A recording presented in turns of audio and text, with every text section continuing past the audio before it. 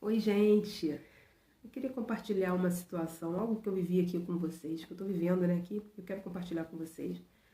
Eu cheguei aqui no escritório para gravar as aulas do curso de formação em psicanálise. E aí eu achei um material que a minha mãe tinha mandado aqui para mim, uns livros antigos, para ver se eu queria, se eu ia jogar fora, o que eu queria fazer. E junto eu achei isso aqui. Um monte de papel aqui, que é o meu prontuário, na verdade. De 13 anos atrás, é que minha mãe estava guardando um prontuário de quando eu fiz a cirurgia bariátrica e eu tive uma complicação absurdamente séria no pulmão, depois de retirar o baço, por causa de esgarçamento.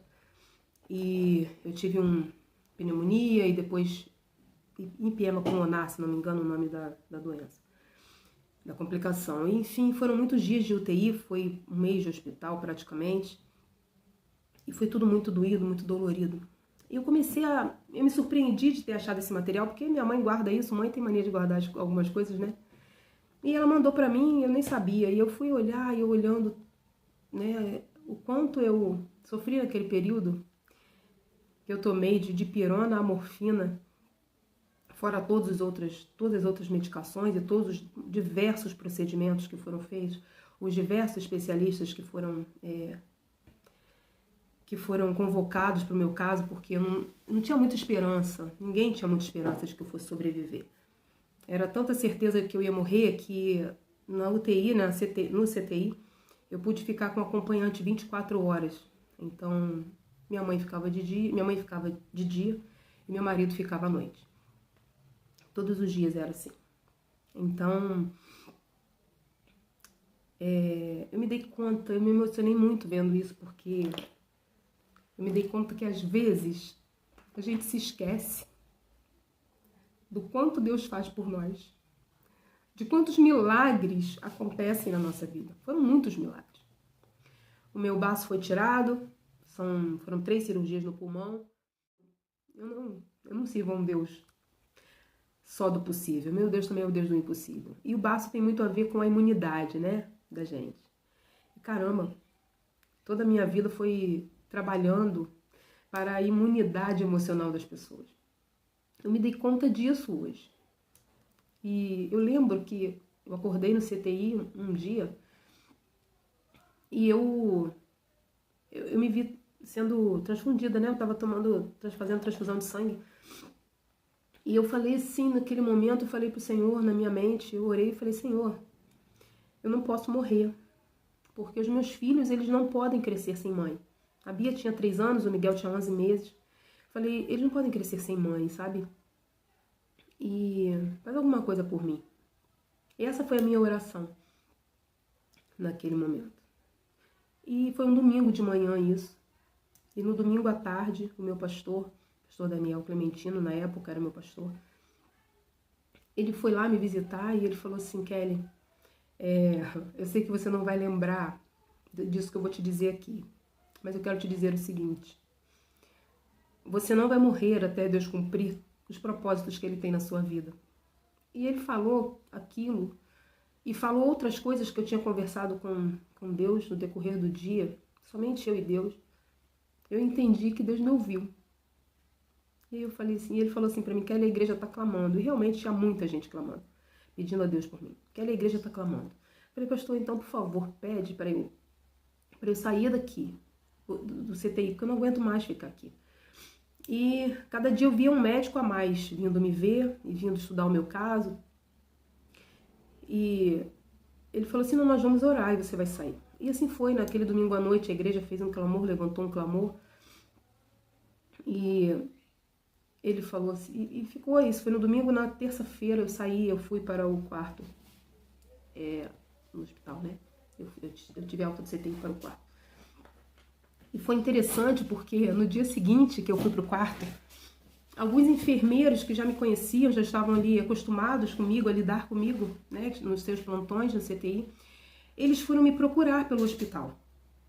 E eles chegaram no meu quarto, 2 deles chegaram no meu quarto e falaram para mim assim, Kelly, a gente veio te procurar e ver onde você estava, porque depois, no dia seguinte que você saiu, depois que você saiu, Todos os pacientes graves do CTI morreram. E só ficou você, que saiu e veio para o quarto. Eu não sei quantos pacientes tinham graves lá, não tenho essa informação. E eu guardei aquilo no meu coração, né? Enfim. E Deus realmente poupou a minha vida. E essa semana foi uma semana de muitos questionamentos para mim, porque às vezes a gente questiona Deus, e às vezes a gente fala assim, você não tá me vendo, não? E essa foi uma semana assim, eu falei, você não tá me vendo? Será que não... Você não tá vendo que tá acontecendo isso e eu não consigo lidar, eu não sei o que fazer? Será que isso realmente vai parar a minha vida?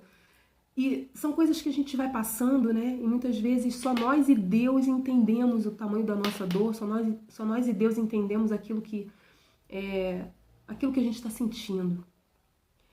E aí sabe, essa semana foi uma semana toda de muitas perguntas, muitos questionamentos, da semana passada para cá, na verdade.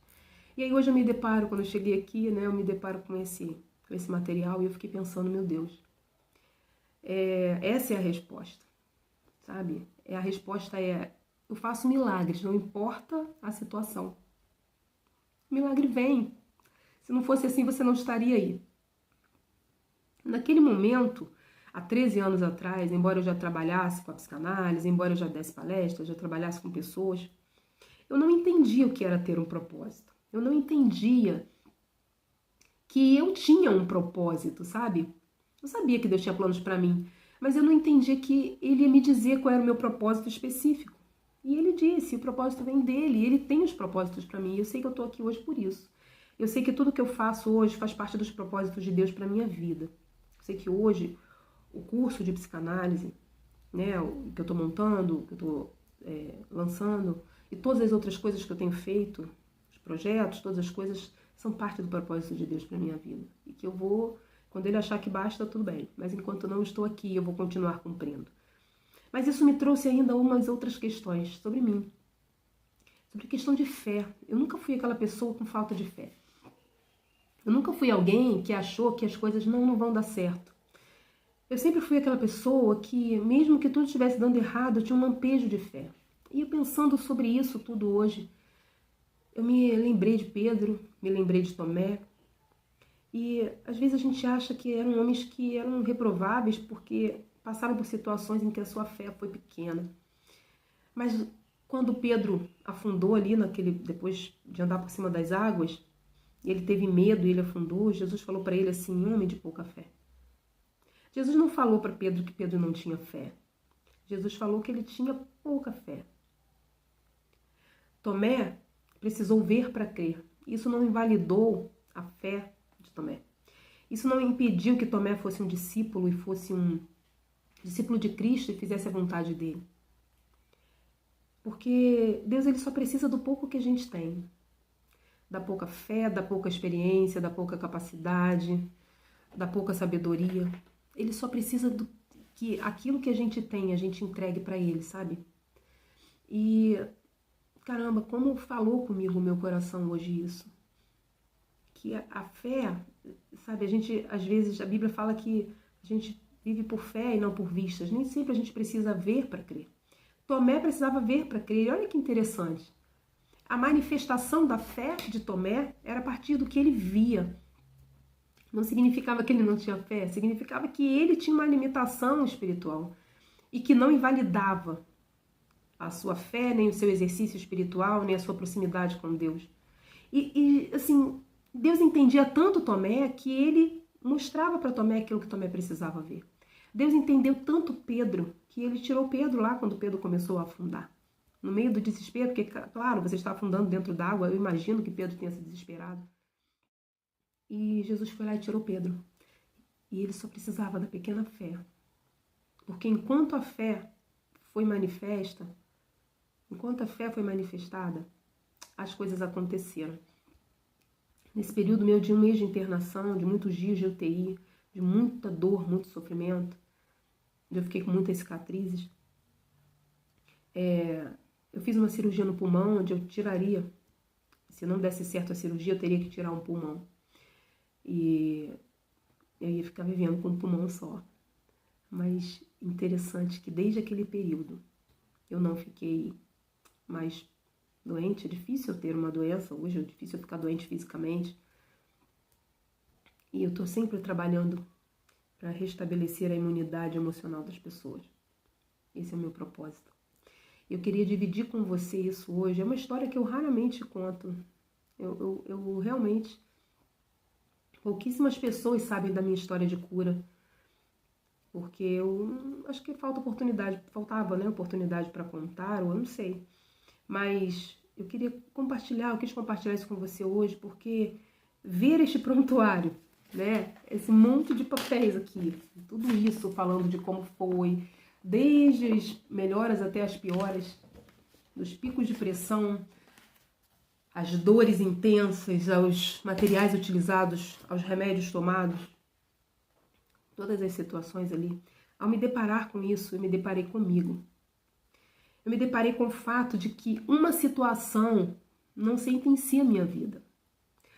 Uma dificuldade não sentencia a minha vida a parar de acontecer. Depende muito da minha vida, da minha fé, do meu posicionamento.